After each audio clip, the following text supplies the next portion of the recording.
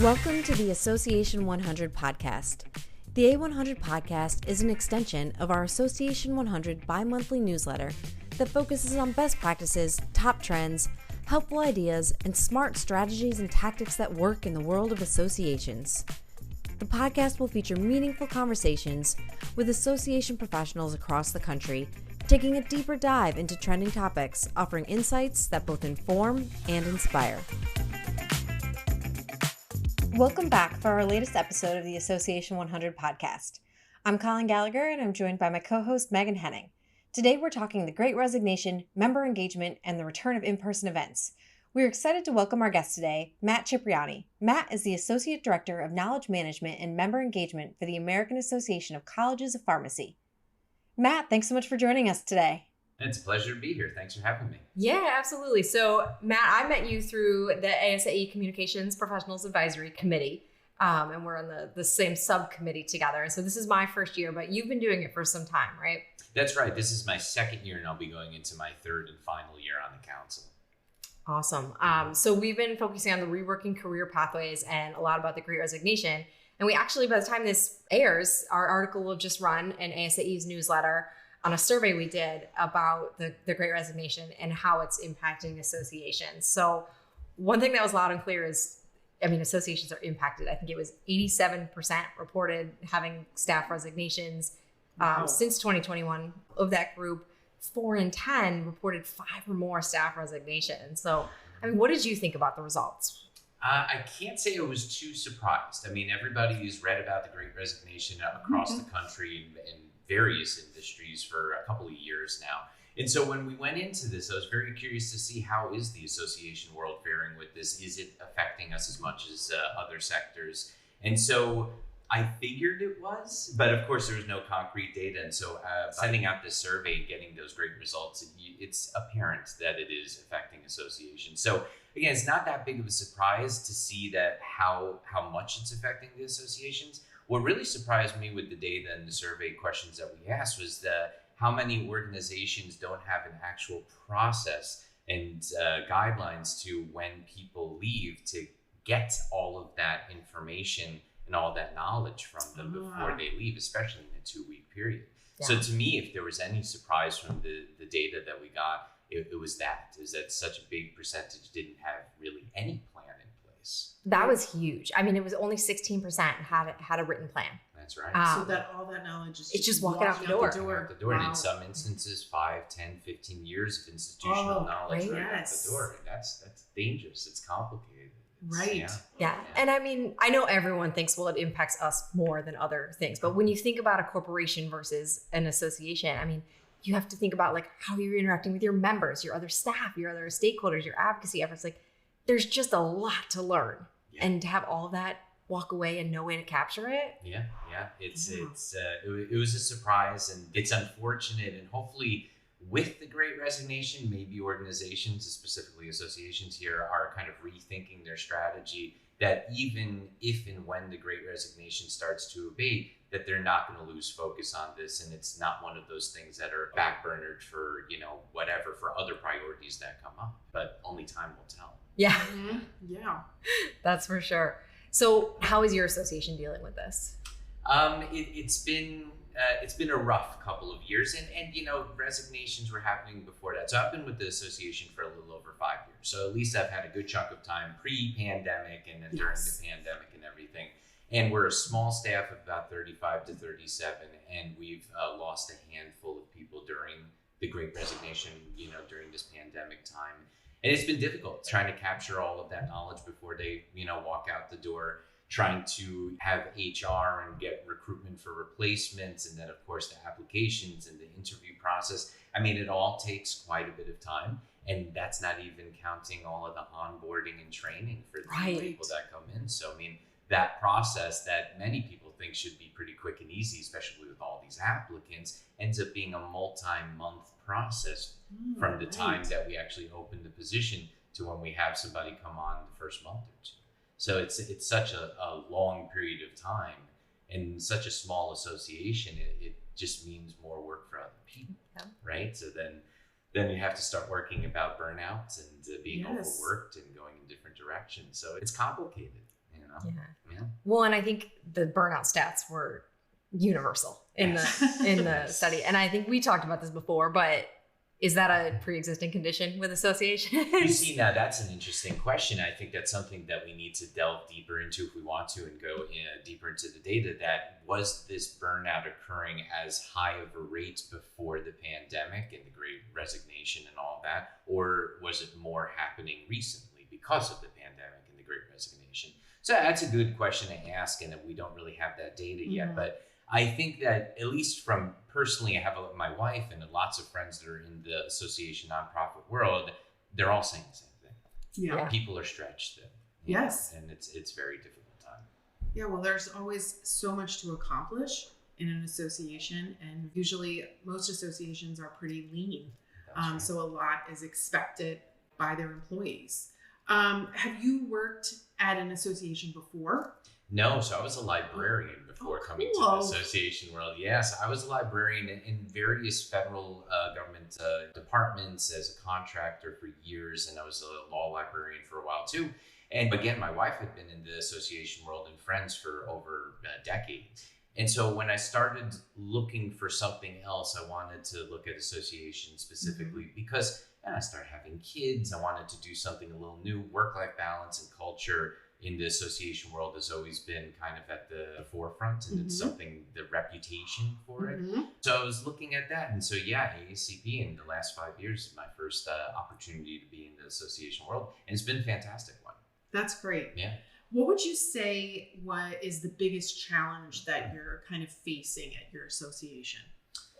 Well, I think limited resources, because our members are academia and across the board in the higher education in America, enrollment is dropping, applications and the amount of students going into these programs are dropping. And so that has a ripple effect. And I think that that's definitely been a challenge, and it's becoming more of an increasing challenge.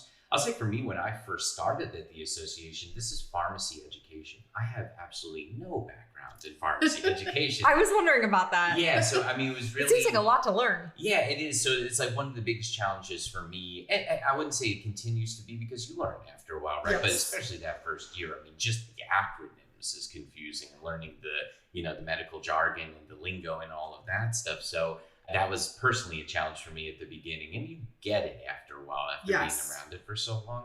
But yeah, again, I mean, I came from the library world, so I had no experience in pharmacy education at all. But I bet your library experience helped you really learn about this. I mean, I would assume that research and figuring this out is probably part of your DNA at this point. That's right. Yeah. And it always has been. That's kind of why I gravitated towards the librarianship in the first place after my undergrad. And then I got my master's in library information science. And I think that working in different libraries, not that kind of traditional library that you would think of, but being in the federal government and being a training librarian, being a research librarian, has definitely set me up for success in the association world and also in other fields and different disciplines, because I have that background, and just also the curiosity.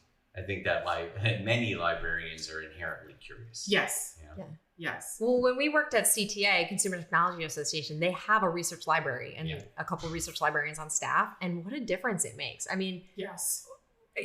Just to have those creative, research-minded people that can go find what you need. I mean, that was such a help for the comms team there. Yeah, and it's interesting because, with AACP, how this all happened was I was on Indeed one day. I typed in library as a keyword, wanted to be as close to Old Town Alexandria as possible. And AACP showed up because they were looking for a person with library background experience for knowledge management and content curation.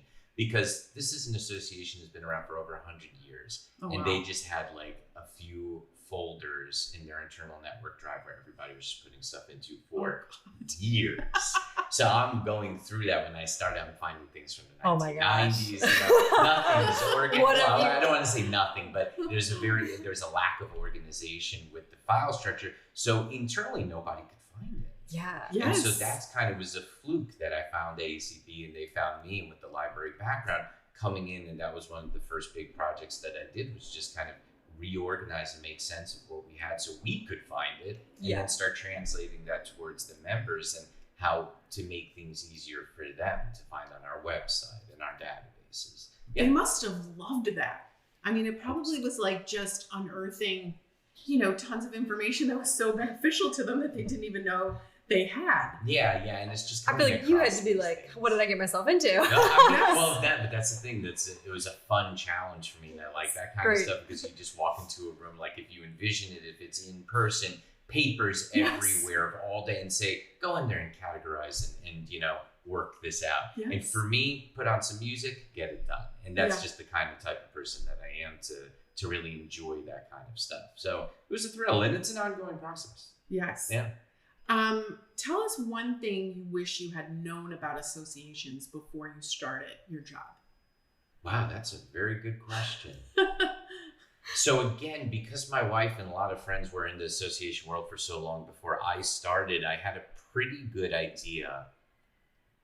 I think for me, the surprising thing coming from the federal government is the camaraderie between the team. And it's so the wish I had known can kind of sound negative. It's a positive thing.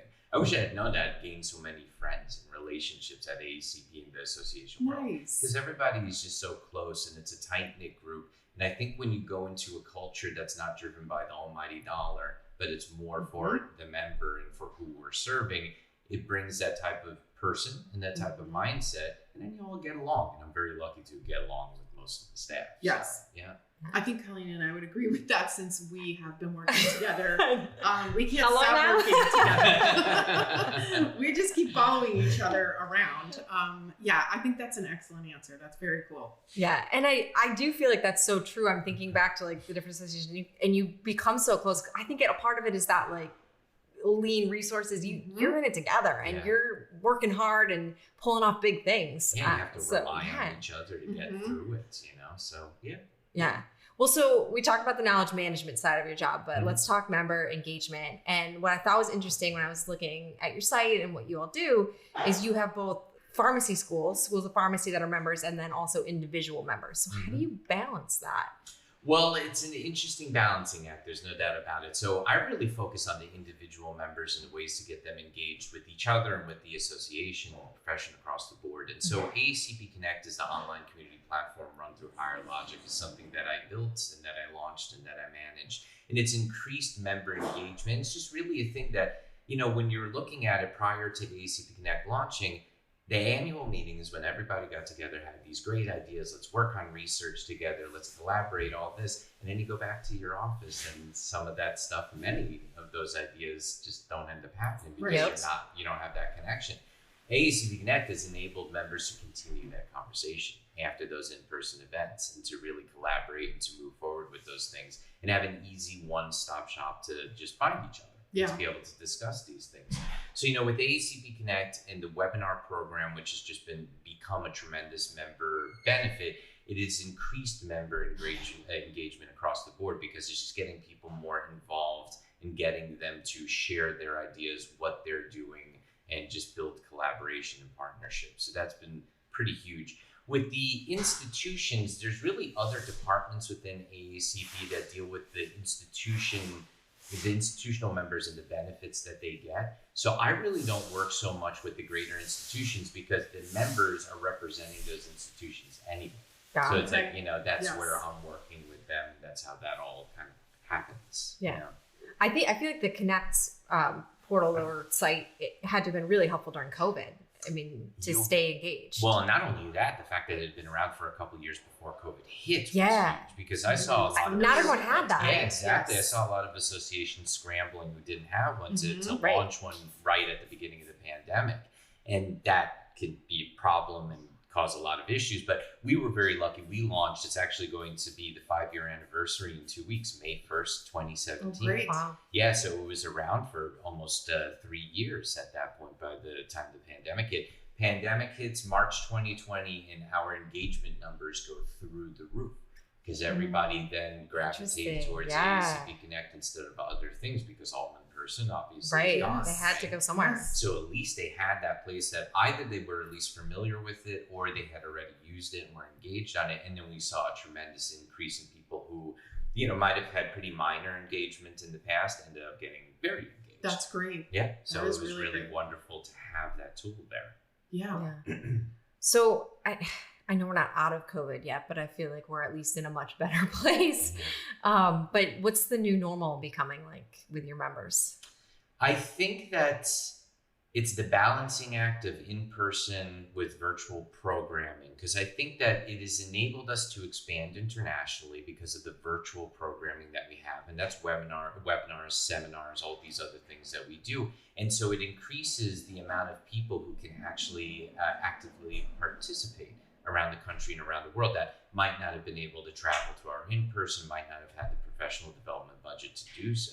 So in that sense, it's really been beneficial for us and for our members and for prospective members. Yet at the same time, we just had our small mid-year meeting in February in San Diego.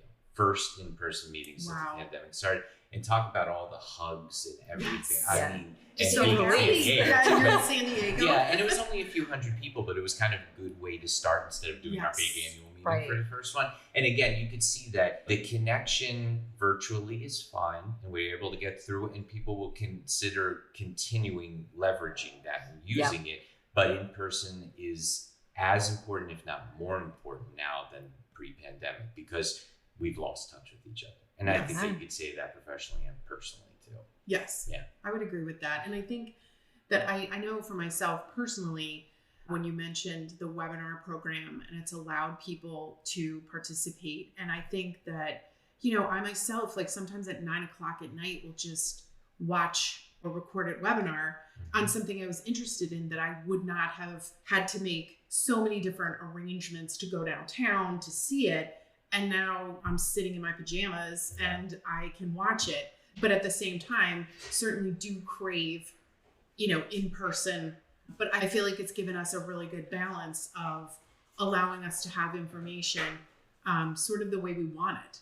That's true. And this on-demand accessibility and all of these things, I think that in many ways, my association has adapted well to be able to deliver those things and to be able to make it accessible because we have the website. We have AACP Connect, and the webinars program was put into place about 4 years ago, or revamped at that point. So we were particularly lucky that we had all these things in place prior to the pandemic to then be able to utilize and leverage those things tremendously during the pandemic. That's huge. And again, now it's a kind of thing about figuring out, well, okay, so are we doing hybrid stuff? Are we going to keep doing these smaller institutes that we call them throughout the year virtually or a hybrid way? And then of course the budget is always a concern because with hybrid, all of that AV it's not like you just put a microphone here and press record. You know, that includes a lot of additional costs. So it's so many different things to consider. Yes. I don't know if people outside of the association world and event world know the costs at a convention center. I mean, I remember the first time when I found out it was going to be $10,000 to run an internet line, a single internet line to one setup we had. Yeah. Yes. And I was just horrified. Yes. I know, let alone the amount of money it costs to get coffee. Right. The $80, you know, carafe of tiny coffee. carafe of coffee. Yeah, exactly. So, and it's not only just people outside the association world, even our members. I remember the director of our meeting department years ago, prior to the pandemic, presented to the board, what does a cup of coffee or a vat of coffee cost at these meetings? And they were blown away. You know, so it's a kind of thing that's just shedding light on this. And I was very lucky that my wife was in the education department at her association before she moved to be a data analyst. And she was telling me these things before I was in the assistant. So how can you charge that much money for coffee? But that's the way this works. Yeah. That's smart though to educate the board on that. So they understand the budget and why you're spending, you know, this kind of money and help you handle the asks that are coming from attendees a lot better. That's true. Yeah, exactly. Yeah. Well, you have your big annual conference coming up in a couple months. That's true. So I mean, I feel like you sense that huge appetite at the San Diego event, but what are you feeling, thinking, you know, are you guys ready for it? I mean, it's interesting because we had done this so long in person and, you know, we'd made tweaks, but for the most part, it's like we had a set system and a guide for us as staff to execute.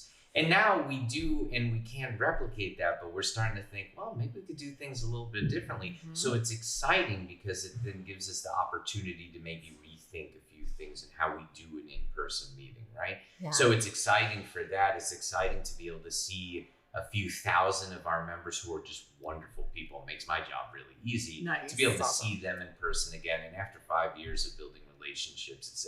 I'm very close to many of them. So it's just going to be so great to see all of that happening again in person.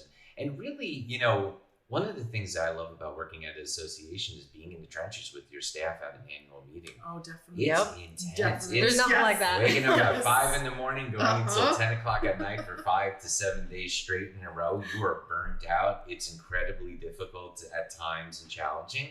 But when you come out of it, you end up gaining this tremendous respect and closeness with the people around you who were there with you.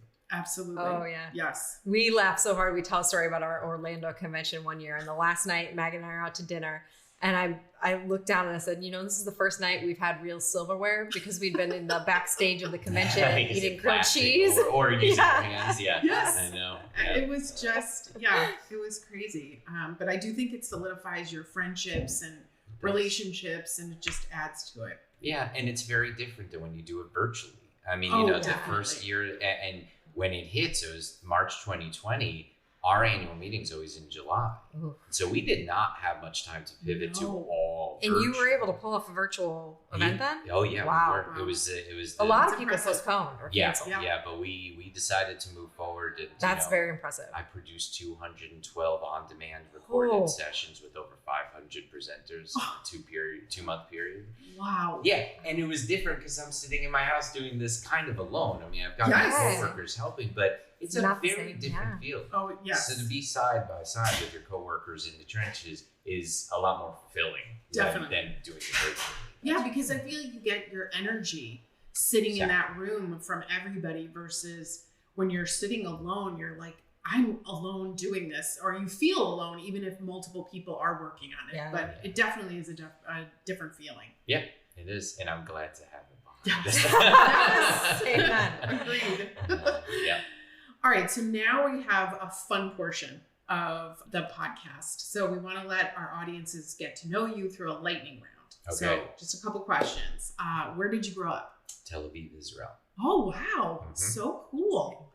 When did you come here? So I was about 7 years old, and then I grew up in New England and New York City. Okay. Yep. Cool. That's cool.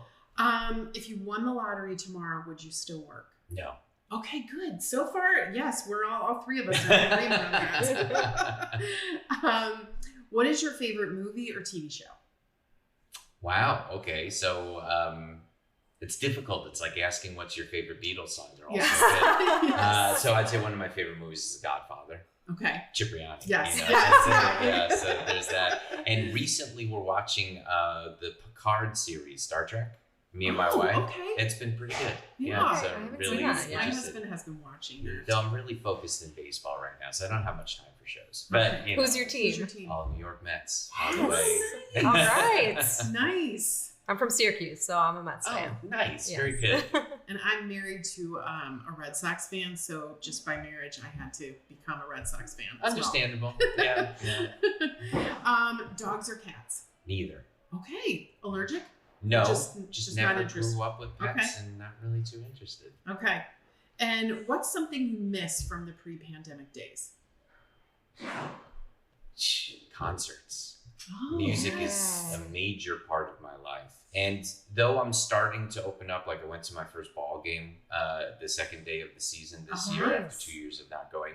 We're going to get there soon. Actually, no, we have tickets to Wolf Trap July 2nd. So that'll be our first concert. Who are you seeing? Bella Fleck and Jerry Douglas. It's a bluegrass concert. Yes, very cool. Nice. Yeah, so it's really, music. I grew up around music. My father played classical music and all of that. So it's a major part of my wife and our lives. So it's really missed it. Yeah, that's great. Mm-hmm. Yes, I'm excited, and I love Wolf Trap. I mean, what a great venue to see. Yes. Yeah, it's a lot absolutely. Of fun. Yeah, so I'm looking forward to going to plenty more in the year to come. That's great. Mm-hmm. Awesome. Well, this has been so much fun, and also just some really great insights for our association listeners. So we appreciate your time and for being on the A100 with us. No, thank you for having me. Much appreciated. Yeah, thank you. And that's a wrap on today's episode.